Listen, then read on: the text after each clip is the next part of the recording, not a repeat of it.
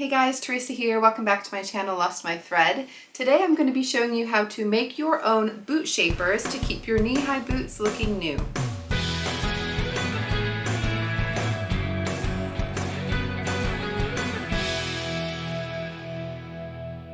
I recently got some new knee-high boots and I wanted to figure out a solution to the floppy boot problem. So if you're somebody who wears knee-high boots, you're going to know what I'm talking about. When you take your boots off, they can flop over if there's not something inside of them to maintain their shape and structure.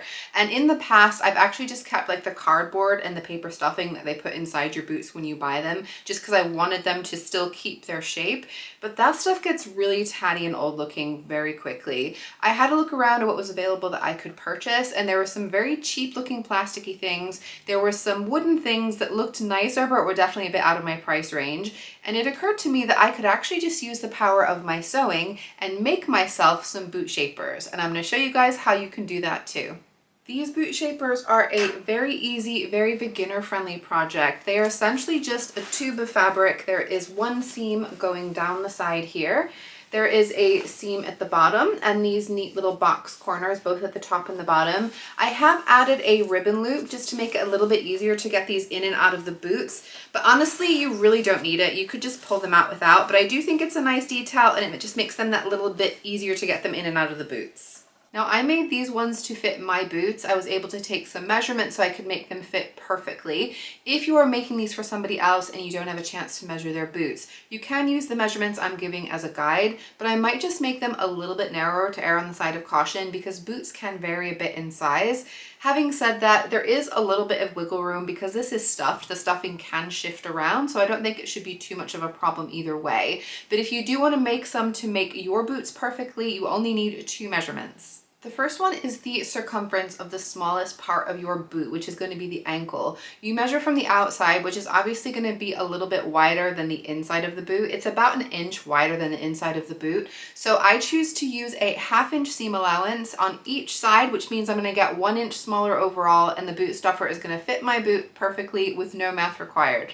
For me, that was 12 inches, so that is going to be the width of my fabric piece.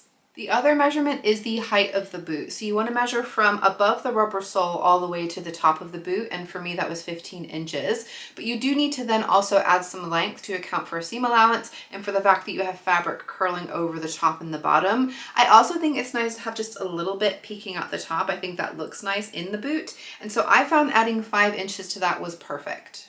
So you're going to cut out 2 fabric rectangles, 1 for each boot.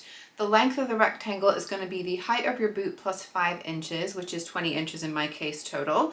And the width is going to be the ankle circumference, which is 12 inches in my case. So I cut out 2 12 by 20 inch rectangles.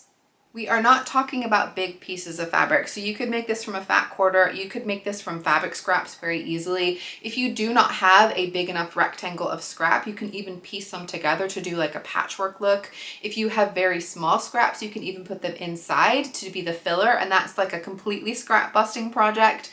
If you do want to add the ribbon loop, I would suggest cutting an 8-inch piece of ribbon. Mine is just a 1/2 inch wide, it's just what I happen to have lying around. You could really use any width of ribbon, or if you want to use fabric, you could use contrasting or matching fabric to make a loop of fabric. Just make sure that it's 8 inches long. To sew these up, you're going to start by folding the fabric right sides together along the long edge, and you're basically just going to be sewing around the perimeter of all the open edges, but leave yourself a small 4-inch gap so that you can turn this inside out and stuff your stuffing inside. I don't really trust myself to stop and start at the right point. I think it's really easy to make mistakes with that. So I did make a little mark on my fabric as my beginning and end point, so that way I would make sure that I left the gap in between. If you're adding a ribbon loop, you're going to want to fold the ribbon in half and then slot it in between the 2 layers, matching up the raw edges on one of the short ends. So ideally you're going to want your ribbon to be sitting exactly halfway between 2 of the corners on one of the end points. Now if you do just take the fabric that you folded in half right sides together and then you fold it in half again on one of those short edges and place the ribbon right in that center point, it's going to end up being a little bit off center because you haven't taken into account the seam allowance. So to make sure that it sits exactly where you want it to when it's complete, you're going to lay your fabric out once it's folded in half right sides together. You're then going to measure from the raw edges, what's going to be 1/2 inch from that point, and that's where you want to take your other fold and fold it to that point, and then halfway between there is where you want to place your ribbon tucked inside those 2 layers. The fabric I was using is a 100% cotton African wax print fabric that is generally pretty sturdy and doesn't really shift around too much, so I decided not to bother with any pins for this project, but I did use a sewing clip just to make sure that ribbon was going to stay in place because it did have a potential to shift around. So over at the sewing machine, you are going to be sewing this together with a 1/2 inch seam allowance starting from one of the folded corners. You don't need to backstitch here because you're actually going to be trimming this corner off anyway, but you just sew with a 1/2 inch seam allowance till you think you've gotten about 1/2 inch from the next corner. You then want to keep your needle down, bring your presser foot up and rotate your fabric 90 degrees. You can then see if you were a little bit over or under, you can definitely just swing it back around, do a little forward stitch or back stitch, not going to be a problem. Again, you're trimming this corner off later. And then you're going to be sewing with that same 1/2 inch seam allowance till you get to the mark that you've made, which is going to be about halfway along. After your 4-inch gap, you're then going to backstitch at the beginning of the seam and then sew along to the next corner. When you get there, again, you're going to keep the needle down, bring your presser foot up, pivot the whole thing 90 degrees, and then sew with your 1/2 inch seam allowance right to the end.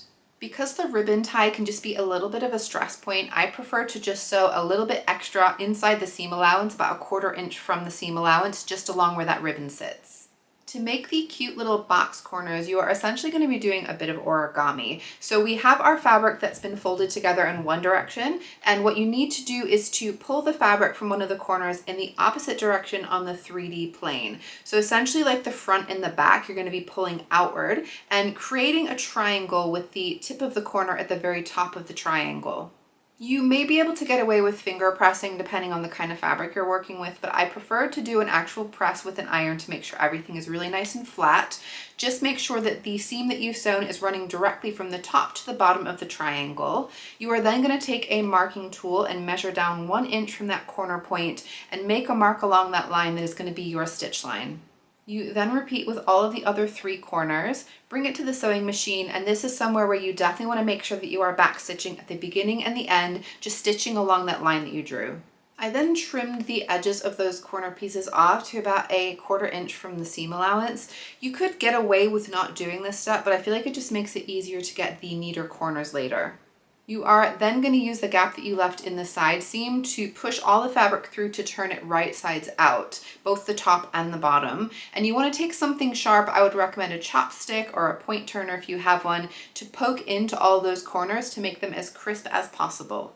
I would recommend doing all of these steps with your other boot shaper now because it's a lot easier to do the final steps together. And now you need to fill the boot stuffer. So I decided to fill mine with cedar wood chips because I know they have added properties of, 1, being odor absorbent, so they're going to absorb any odors that happen to be in my boots, and 2, they are insect repellent, so they do actually keep away any bugs and spiders from my boots, which is definitely a bonus. You can stuff them with any kind of stuffing you would use for stuffed animals. Like I said, you could use tiny fabric scraps to put inside. Basically anything that you can put inside there that's going to help them to maintain their shape is going to work.